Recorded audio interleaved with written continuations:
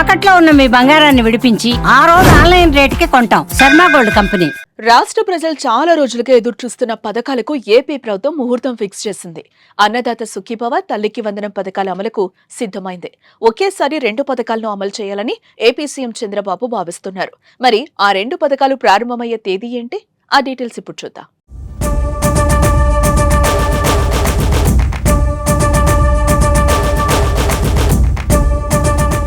TDP కేంద్ర కార్యాలయం ఎన్టీఆర్ భవన్లో అధినేత సీఎం చంద్రబాబు నాయుడు అధ్యక్షతన టీడీపీ పొలిట్ బ్యూరో సమావేశం జరిగింది. గురువారం నిర్వహించిన ఈ సమావేశంలో కీలక నిర్ణయాలు తీసుకున్నారు. సూపర్ 6 హామీల అమలుపై చర్చించారు. తల్లికి వందనం, అన్నదాత సుఖీభవ పథకాలను జూన్ 12న ప్రారంభించాలని భావిస్తున్నారు.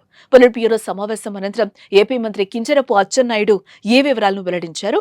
జూన్ 12తో ప్రభుత్వం ఏర్పడి ఏడాది పూర్తవుతోంది. ఈ నేపథ్యంలో 2 పథకాలను అమలు చేయాలని భావిస్తున్నారు. జూన్ 12 పాఠశాలలు తెరిసేలోగా తల్లికి వందనం కింద పిల్లల తల్లిదండ్రుల అకౌంట్లలో డబ్బులేయాలని ఈరోజు పాలిట్ బ్యూరో నిర్ణయం చేశాం. కేంద్ర ప్రభుత్వం రేపెప్పుడు అన్నదాత సుఖీభవ కింద ఫస్ట్ ఇన్స్టాల్మెంట్ వేస్తారు, అదే రోజు మనం ఫస్ట్ ఇన్స్టాల్మెంట్ జోడించి రైతులకు ఇవ్వాలని చెప్పి నిర్ణయం చేశాం. దీంతో పాటుగా ఇంకొక మంచి నిర్ణయం తీసుకున్నాం.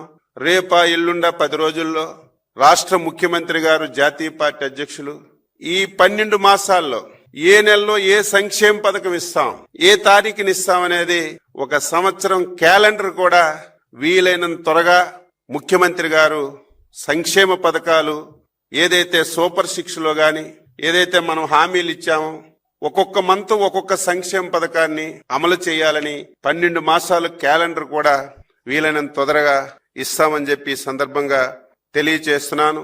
అన్నదాత సుఖీభవ పథకం కింద రైతులకు ఆర్థిక సాయం అందిస్తారు. పీఎం కిసాన్ యోజనతో కలిసి ఈ పథకాన్ని ఏపీ ప్రభుత్వం అమలు చేయనుంది. అన్నదాత సుఖీభవ పథకం కింద అర్హత కలిగిన రైతులకు సంవత్సరానికి 20,000 రూపాయలు ఆర్థిక సాయం అందిస్తారు. ఇందులో రాష్ట్ర ప్రభుత్వం 14,000 రూపాయలు, కేంద్రం పీఎం కిసాన్ ద్వారా 6,000 రూపాయలు అందిస్తోంది. 3 విడతల్లో అన్నదాత సుఖీభవ పథకం నిధులు రైతుల బ్యాంక్ ఖాతాలో జమ చేయనున్నారు.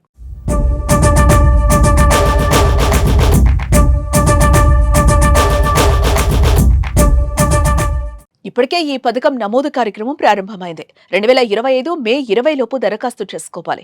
ఆంధ్రప్రదేశ్ రాష్ట్రానికి చెందిన రైతులు మాత్రమే అన్నదాత సుఖీభవ పథకానికి అర్హులు.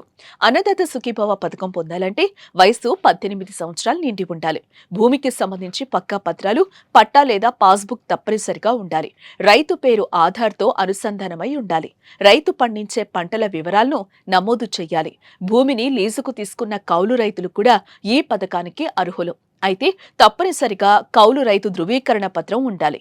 పీఎం కిసాన్ పథకానికి అర్హులైన రైతులందరూ అన్నదాత సుఖీభవ పథకానికి అర్హులవుతారు.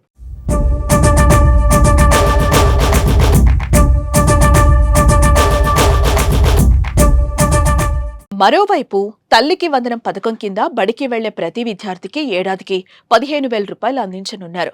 ఇంట్లో ఎంతమంది పిల్లలుంటే అందరికీ తల్లికి వందనం పథకం అమలు చేస్తామని ఏపీ ప్రభుత్వం ఇప్పటికే ప్రకటించింది. తల్లికి వందనం కోసం 2025-26 బడ్జెట్లో 9,407 కోట్ల రూపాయలు కేటాయించారు.